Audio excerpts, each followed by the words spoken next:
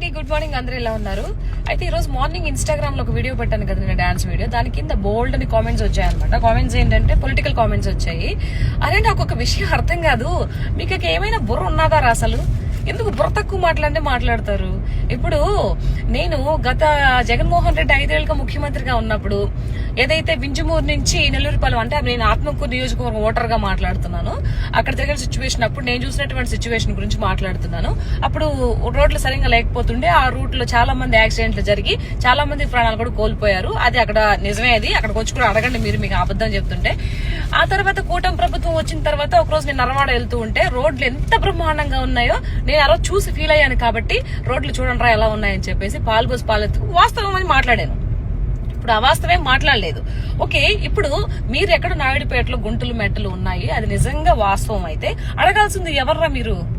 అరే మిమ్మల్ని ఎవరిని అడగాలి మీరు? అక్కడ ఉన్నటువంటి ఎవరైతే ఎమ్మెల్యే ఉంటారో, ఓటేసి ఉంటారు కదా మీరు, వాళ్ళని కదా అడగాలి.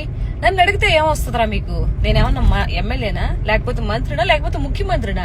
ఏ ఇది నాకు కమెంట్ చేస్తే ఏమొస్తుంది మీకు? చేతులు నొప్పులు తప్పి టైం వేస్ట్ తప్పితే ఏమీ రాదు. కాబట్టి నిజాయితీగా ఓటు నోటు తీసుకోకుండా మీరు కానీ ఓటు వేసి ఉంటే అడిగే హక్కు మీకు ఉంటుంది. పోయి వాళ్ళని అడగండి, అంతే. తప్పితే ఊరకుక్కల్లాగా ఏంటి నోటుకొచ్చినట్టు మాట్లాడితే ఏం వస్తుందిరా? బబ్రాజమానం భజగోవిందం, అంతకన్నా ఏమి రాదు. కాబట్టి ఏదైనా ఒక మాట మాట్లాడేటప్పుడు కొంచెం జాగ్రత్తగా మాట్లాడి మెసేజ్ చేస్తే బాగుంటుందని చెప్పేసి, మీరేదో నాకు బ్యాడ్ కామెంట్ పెట్టారని బాధపడట్లా. నేను చెప్పిన మాట అవాస్తవం అనుకుంటారేమో, కాదు వచ్చి చూడండి, వింజమూరు నెల్లూరుపాలెం రూట్ చూడండి ఎంత బాగుందో, అది చెప్తున్నా. అది వచ్చి చూసుకొని మాట్లాడండి. ఇప్పుడు నాయుడుపేటలో గుంటల మెట్టలు ఉన్నాయి, నాకు తెలియదు కదా, అక్కడ పర్సన్ నేను కాదు కదా. కాబట్టి ఒకవేళ గుంటల మెట్టలో ఉండే ఉంటాయి, అడగాల్సింది ఎవరిని, ప్రశ్నించాల్సింది ఎవరిని? గవర్నమెంట్ ని. అక్కడ ఉన్నటువంటి ఏదైతే మీకు ఓటేసి గెలిపించుకుంటారు కదా ఎమ్మెల్యేని, వాళ్ళని అడగాలి.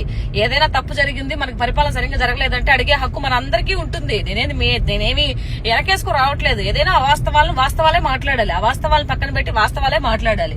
కాబట్టి నాకు మెసేజ్లు పెట్టి తిట్టడం పక్కన పెట్టి, మీరు ఏదైతే అక్కడ పని కావాలి, గుంటల మెట్లని నీట్ గా ఉండాలి, మంచిగా రోడ్లు వేయాలనే ఒక ఆలోచన మీలో ఉంటే, ఎవరికి అపాయం జరగకూడదనే చిత్తశుద్ధి మీకుంటే ఎవరిని అడగాలి? అక్కడ ఉన్నటువంటి ఎమ్మెల్యేని అడిగి ప్రభుత్వాన్ని నిలదీసే హక్కు ప్రతి ఒక్కరుగా ఉంటుంది. మరి ఇంకోటి కూడా చెప్తున్నాను, ఇది ఈ పాయింట్ నోట్ చేసుకోండి. నిజాయితీగా ఓటు వేసిన వాడికి మాత్రమేను, నోటికి ఓటు తీసుకున్న వాడికి అడిగే హక్కు లేదు. ఓకే, ఈ పాయింట్ ని నోటెడ్ చేసుకోండి, సరేనా? నన్ను తిట్టడం పక్కన పెట్టి బుర్ర ఉపయోగించి ఆలోచించి మాట్లాడితే బాగుంటుందని మీ అందరికీ సగర్వంగా విన్నవించుకుంటున్నాను. ఓకేనా? Thank you so much. By by.